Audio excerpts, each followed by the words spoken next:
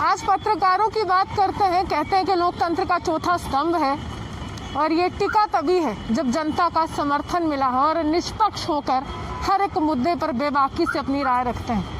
वो समय हमें भी याद है कि जनता कर्फ्यू का आगाज हुआ। प्रधानमंत्री नरेंद्र मोदी ने कहा कि सब लोग अपने घरों में बने रहिए, लेकिन जो जरूरी सेवाओं से जुड़े हुए लोग हैं वो घरों से बाहर निकले, जिनमें स्वास्थ्य कर्मियों का जिक्र था, बहुत से लोगों का जिक्र था। और ये कहा गया कि मीडिया कर्मियों के लिए भी पाबंदी नहीं है, आपको हर एक चौक चौराहे पर रिपोर्टिंग करने की, तस्वीरें खींचने की अनुमति है, क्योंकि जनता जो घर में बैठी है उनको जो है आपको पल पल की खबर पहुंचानी है।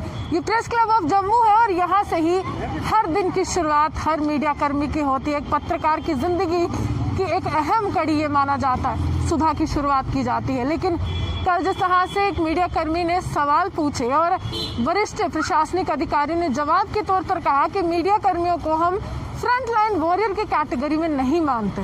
इसी पर हमने आज चर्चा की तमाम मीडिया कर्मियों से। क्या पत्रकारिता को इतना अहम नहीं माना जा रहा है? क्या हमें कोरोना नहीं हो सकता? क्या वैक्सीनेशन का दौर मीडिया कर्मियों के लिए जारी नहीं हो सकता? आइए आपको दिखाते हैं। कटकर हमारे साथ है, इन्होंने ही मीडिया के लिए एक अहम सवाल रखा था सबके समक्ष और जवाब जो था वो लगातार मैं आपको बताती जा रही हूँ। लेकिन इन्हीं से जानेंगे, ये सबसे महत्वपूर्ण सवाल था कि जो देश का चौथा स्तंभ माना जाता है उसकी चर्चा कोई नहीं करता, लेकिन चौथा स्तंभ सबकी चर्चा करता है, न्याय की मांग करता है। उम्मीद थी इस तरह के जवाब की? नहीं रोहानी, ये बहुत बड़ा ना एक चिंता का विषय है। मतलब जब कल हम प्रेस कॉन्फ्रेंस पूरी सुन रहे थे तो ये कहीं ना कहीं बहुत सीरियस कंसर्न जो है डिपार्टमेंट ने शो किया। कोरोना वायरस को लेकर काफ़ी वो चिंतित नज़र आए, पब्लिक को अवेयर करते नज़र आए। ऐसे में जो क्राइटेरिया इस टाइम गवर्नमेंट की तरफ से, एमएचए की तरफ से बताया गया है, उसमें अबव 45 ईयर्स और फ्रंटलाइन वॉरियर्स का जिक्र किया गया है, जिनको प्रायोरिटी बेस पर जो है वैक्सीनेट किया जाएगा। तो कहीं ना कहीं मुझे ये लगता है अपने आप में, क्योंकि जब से ये कोरोना वायरस का जब कहर शुरू हुआ, खुद हमारे आदरणीय प्रधानमंत्री जी नरेंद्र मोदी जी ने जो है कि मीडिया का कई बार अपनी जो है भाषण में जिक्र किया और हमें जो है फ्रंटलाइन वॉरियर्स का जो है वो दर्जा दिया, प्रोत्साहित किया, जिससे कि मीडिया पर्सन्स काफ़ी एनकरेज हुए। और सिर्फ मीडिया ही इस वक्त एक ऐसा स्तंभ था, ऐसा एक किरदार मीडिया ने निभाया जो सड़क पर खड़े होकर हर एक वो खबर, हर एक वो गाइडलाइन, हर एक वो निर्देश, हर एक वो आदेश जनता तक पहुँचाने में मीडिया ने अपना भरपूर सहयोग और अपना जो कर्तव्य है उसको भरपूर निभाया। लेकिन कल जब फ्रंटलाइन वॉरियर्स का जिक्र किया गया तो मेरी तरफ से एक छोटा सा सवाल पूछा गया था कि ये फ्रंटलाइन वॉरियर्स की जो कैटेगरी है इसमें कौन कौन लोग फॉल करते हैं। तो उसमें पहला जो जवाब आया था कि उसकी बहुत लंबी चौड़ी लिस्ट है, वो हम यहाँ पर आपको बता नहीं सकते। ठीक है, काफ़ी लंबी चौड़ी लिस्ट है, आप मत बताएं, लेकिन प्रिंसिपल जीएमसी ने कुछ जो मेन फ्रंटलाइन वॉरियर्स जो कि हमेशा लोगों की ज़ुबानी पर रहते हैं उनका जिक्र किया। हैरानगी की बात यह है कि वो सारे सरकारी मुलाजिम, जिसमें उन्होंने रेवेन्यू की बात की और भी कई डिपार्टमेंट्स की बात की, फोर्सेस की बात की, हम आदर करते हैं फोर्सेस का।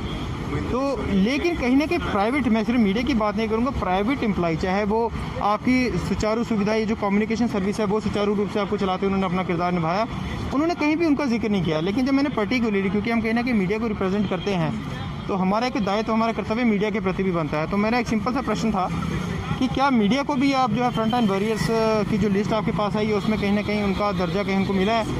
तो उनकी तरफ से साफ ना की गई और कहा गया कि हमारी तरफ से नहीं है, तो सेंटर की तरफ से गाइडलाइन। एक अहम सवाल ये है कि आमंत्रित किया जाता है, हमें मैसेजेस भेजे जाते हैं, संदेश के माध्यम से बताया जाता है कि इस आगे प्रेस वार्ता आप आ जाइए, तो क्योंकि आप जनता को ये पूरी जानकारी देंगे। हमें आमंत्रण मिलता है लेकिन वैक्सीनेशन की चर्चा नहीं है। देखो, ये कहीं ना कहीं रूहानी हमारी ड्यूटी है, जो एक मीडियम है बिटवीन दी गवर्नमेंट हम कह सकते हैं, या बिटवीन दी जो भी कम्युनिकेटर्स हम हैं, चाहे वो किसी भी दो चीज़ों के दरमियान हो। तो हमारा एक जो काम है वो हमने अपना करना है, उसमें हमें चाहे आमंत्रण मिले, अगर ना भी मिले तभी हमें हमारा जो फ़र्ज़ है वो हम बखूबी निभाएंगे। लेकिन कहीं ना कहीं जो डिपार्टमेंट की जिम्मेवारी, रिस्पॉन्सिबिलिटी, अगर आपकी हर एक उस इंसान को लेकर आप अपनी रिस्पॉन्सिबिलिटी निभाते नज़र आ रहे हैं, तो क्या मीडिया के कर्मचारी वो मतलब इस देश का आप हिस्सा नहीं मानते या चौथा स्तंभ मानते नहीं, या कहीं ना कहीं आप उनको वो दर्जा देना नहीं चाहते कि यदि आप उनको वो दर्जा देते हैं तो कहीं ना कहीं आपके लूप होल्स और बाहर उभर कर आएंगे? तो ये कहीं ना कहीं बहुत बड़ा चिंता का विषय है। इस तरीके से जो नकारा गया सीधा सीधा कि मीडिया जो है फ्रंटलाइन वॉरियर्स की लिस्ट में नहीं है। हालांकि ये मेरा प्रश्न पूछने का जो मेन उद्देश्य था वो ये था कि कई जो यूथ है, लड़के लड़कियां, छोटे छोटे सिविलियंस, हम बात करेंगे 45 साल से ज़्यादा उम्र की बात की जा रही है, 45 के बीच में, तो फेसबुक की अगर आप अपना पेज खोलेंगे या सोशल मीडिया का, तो वहाँ पर आपको कतार मिलेगी लोगों की वैक्सीनेट करवाते हैं, और उन लोगों की मिलेगी जो लोग बिलो 45 ईयर्स हैं और फ्रंटलाइन वॉरियर्स की किसी कैटेगरी में फॉल नहीं करते। तो कहीं ना कहीं ये भी प्रश्न उठता है कि गिव एंड टेक का भी जो यहाँ पर मसला चल रहा है कि यदि डॉक्टर किसी को वैक्सीनेट कर रहा है 45 ईयर्स और मैं एज ए मीडिया पर्सन जाता हूँ, अपना नाम लेता हूँ कि मैं मीडिया को, तो मुझे वैक्सीनेट कर दो, तो वो वहाँ पर मेरे को या बिकॉज ऑफ रिलेशन या गिव एंड टेक के लिहाज से वो कर रहा है। यदि वैसे कर रहे हैं तो फिर अगर सीधा डायरेक्शन आ जाए कि मीडिया को भी फ्रंट लाइन वॉरियर, क्योंकि हमने पहले भी रोल अपना बखूबी निभाया और आगे भी निभाएंगे। हमने सिर्फ लिमिटेड वार्ड में या लिमिटेड एरिया में काम नहीं करना है, हमने हर उस व्यक्ति से मिलना। हमने यहाँ तक कि कई पॉजिटिव लोग हॉस्पिटल जो कोविड डिक्लेयर हॉस्पिटल से वहाँ तक जाकर हम अपनी जान को जोखिम में डालकर जो स्टोरीज की कि हमारी मीडिया के बंधु कोरोना पॉजिटिव पाए गए और उनकी काफ़ी हालत भी काफ़ी ख़राब लगता है। अश्विनी जी, क्या लगता है उस समय कैसा था जब पूरा देश बंद था लेकिन आप सड़कों पर? देखिए, कल का जो वाक़या है, कल जैसे ही डिप्कम साहब से सवाल पूछा गया कि जो फ्रंट लाइन वॉरियर हैं उनकी कैटेगरी में कौन कौन है, तो उन्होंने सिरे से इस बात को खारिज किया कि मीडिया जो है वो फ्रंट लाइन वॉरियर की कैटेगरी में नहीं है। वहाँ स्वास्थ्य कर्मी हैं, पुलिसकर्मी हैं, या और लोग जो जैसे जम्मू म्यूनसिपल कॉरपोरेशन का उन्होंने जिक्र किया। अब एक सवाल यहीं से उठता है, बात करूँगा जब जनता कर्फ्यू लगा था उस टाइम प्रधानमंत्री नरेंद्र मोदी जी ने भी लोगों से कहा था कि अपने घरों पे रहें, अपने घरों पे टीवी पे देखें, पल पल की खबर आपको टीवी पे मिल रही है।